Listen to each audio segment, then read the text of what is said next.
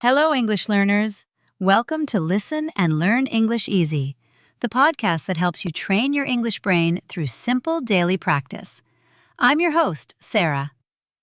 Are you tired of studying grammar rules, but still feeling stuck when you try to speak? Do you ever think, I'm too slow, I'll never be fluent? You're not alone. Many learners hit a wall, that invisible barrier between studying and actually using English with confidence. Today, we're doing something different. We're not talking about grammar. We're not memorizing vocabulary lists. Instead, we're going to retrain your English mind. In this episode, you'll discover what learning blocks are and how they stop your progress, how your brain literally grows when you practice the right way, the stretch zone method for stress-free learning, simple breathing techniques to calm your fear before speaking, how to celebrate small wins and stay motivated every day, a 7-day challenge to restart your English journey. These are research-based strategies used by language scientists and successful learners worldwide. So grab your headphones, take a deep breath, and let's begin. Segment 1. What is a learning block? Let me ask you something. Have you ever opened your mouth to speak English and nothing came out? Or you wanted to watch an English video, but thought, it's too hard, why even try? That feeling? That's a learning block. A block is something that stops you. Imagine a big stone on your path. You can't walk past it until you move it or go around it. Learning blocks live in your mind. You can't see them, but you feel them. They sound like, I'm not good enough. My memory is terrible. Other people are better than me. Or they feel like fear, shame, or stress. When these thoughts appear, your brain shouts, "Stop! It's not safe! Don't try!" But here's the truth. Your block is rarely about grammar or vocabulary. It's about thoughts and feelings. The first step? See the block. Recognize it. Name it.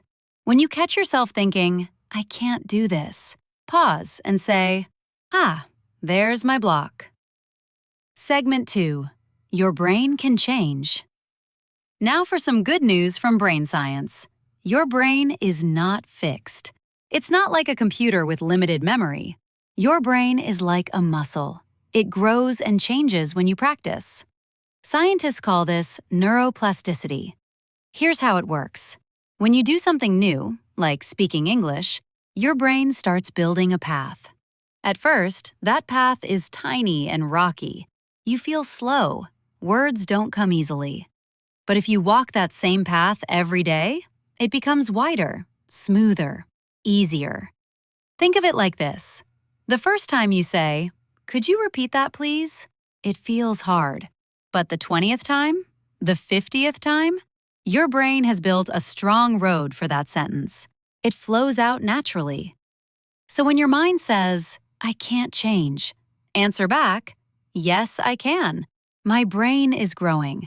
I am building new roads every day. Segment 3. Your inner voice. Let's talk about your inner voice, that little narrator in your head that comments on everything you do. For many English learners, this voice is not kind. It says, you're too slow. Your accent is embarrassing.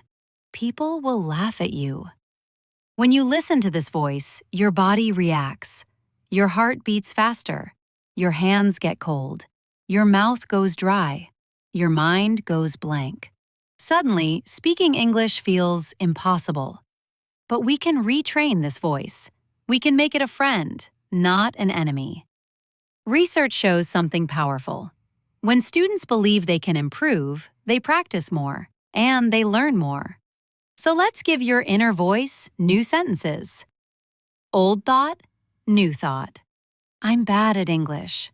I am learning English. I always make mistakes. I make mistakes because I'm learning. I'll never be fluent. I am not fluent yet. That tiny word, yet, is incredibly powerful. It tells your brain, I'm on the way. I'm getting better. This is a journey, not a destination. Try saying this with me now. Mistakes are part of learning. They don't mean I'm stupid. They mean I'm growing. Segment 4. The 3 zones. I want to teach you a simple picture that will change how you practice. Imagine 3 zones. Safe zone. Comfortable, easy, no challenge. You say things like, "Hello, how are you?" This feels nice, but you don't grow much here. Stretch zone. A little nervous, but you can still think. English is slightly hard, but not overwhelming. This is where learning happens. Your brain works hard and builds new paths. Panic zone.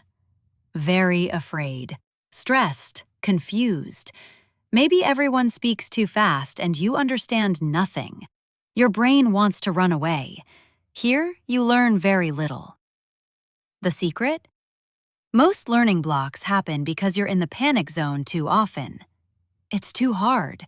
You feel like a failure. Your brain says, "Stop, I give up." Your mission?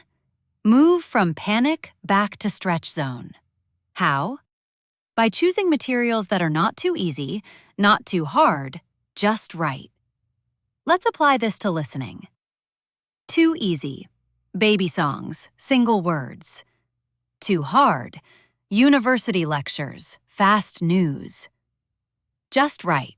Short, simple podcasts, slow English videos, stories with pictures. The 80% rule. If you understand about 80% of what you hear, you're in your stretch zone. That's perfect for daily practice. Do this same check for reading, speaking, and writing. If something feels like panic, move one step down. Choose something slightly easier. Let your brain relax and work. Segment 5. Small wins. Here's a truth about motivation. Big goals can kill your progress. Many learners say, "I want to be fluent like a native speaker." That's not a bad goal, but if it's all you look at, you feel slow and sad every day. Instead, focus on small wins. A small win is a clear, tiny success. Learning one useful sentence, understanding one short video, saying one sentence to a real person. Motivation research proves when we notice and celebrate small wins, we feel happier and more confident. We want to continue. But many learners ignore small wins. They think, "That's not enough. I need to do more." Try this. Every day, write down one small win with English. Examples.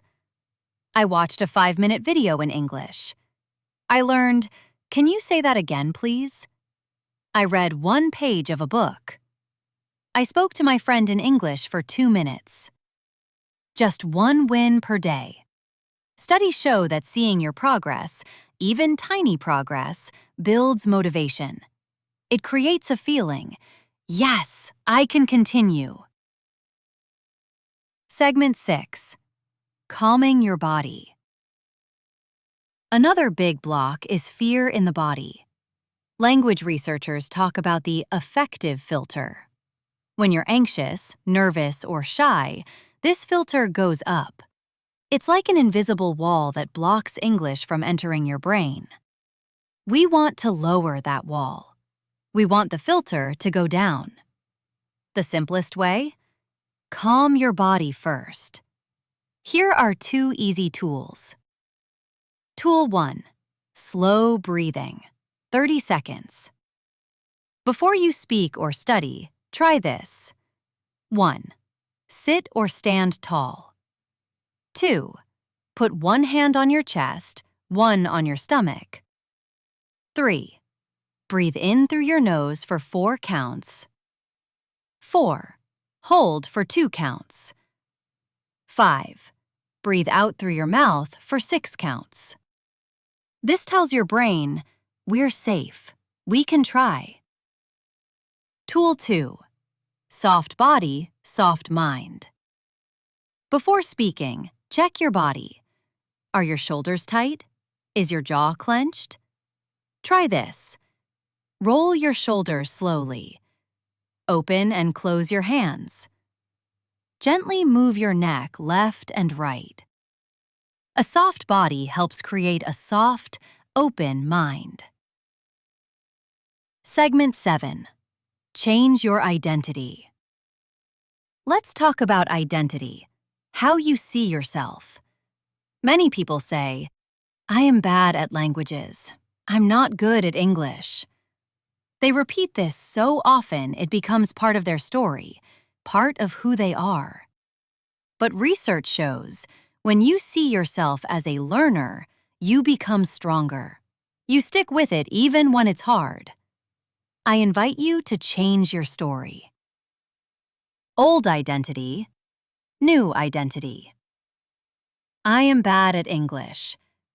I am an English learner. I'm terrible at languages. I am a person learning English. A learner is in motion. A learner is on a journey. You're not broken. You're not bad. You're simply in progress.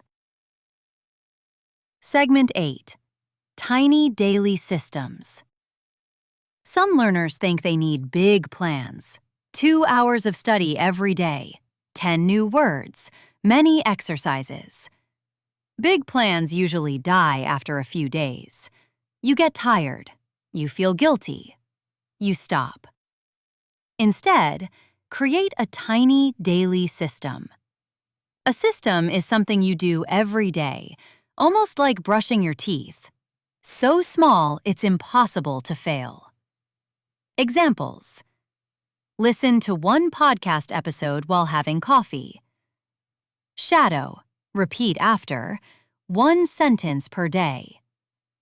Write 1 small win before bed. Keep this promise to yourself. Consistency beats intensity every time. Segment 9. Dealing with bad days. Even with a good system, you'll have bad days. Days when you're tired, sad, or busy. This is normal. The problem isn't the bad day, it's the story you tell about it. Oteen 6, story. New story. I missed 1 day. I'm lazy. I always fail. I should stop. That's okay. I'm human. I can come back tomorrow. 1 day is not the end. This is self-kindness. Research shows when students are kinder to themselves after mistakes, they feel less anxious and keep trying longer. You are not broken. Your English is not broken. You are on a journey. Sometimes the road is easy, sometimes hard. Learning blocks are normal. Every learner has them. But blocks are not walls forever. They are problems we can work with. 7-day challenge. You now have powerful tools. Change your inner voice, work in your stretch zone, celebrate small wins, use tiny daily systems. Be kind on bad days. Now, here's your 7-day mindset challenge. Day 1. Write down your biggest learning block. Name it. Day 2. Practice slow breathing before listening. Day 3. Change one negative thought to a positive one. Day 4. Find your stretch zone, 80% understanding. Day 5. Write down one small win. Day 6. Say to yourself, I am an English learner. Day 7. Listen to this episode again and notice how you feel. Remember, your English journey is not just about words. It's about your heart, your mind, and your courage. I'm Sarah, and this is Listen and Learn English Easy. Thank you for spending this time with me today. I'm proud of you for staying, listening, and practicing. Until next time, keep listening, keep learning, and keep believing in yourself. Goodbye for now.